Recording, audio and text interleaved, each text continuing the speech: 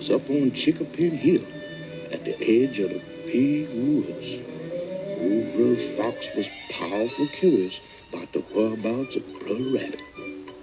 Here he come, right now. Let me see.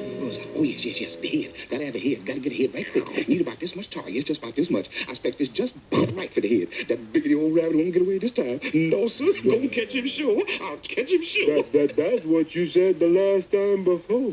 And the time before that. And look. Let's just knock his head clean off. Oh, no, indeed. Ain't nothing smart about that. I'm gonna show him who the smartest is.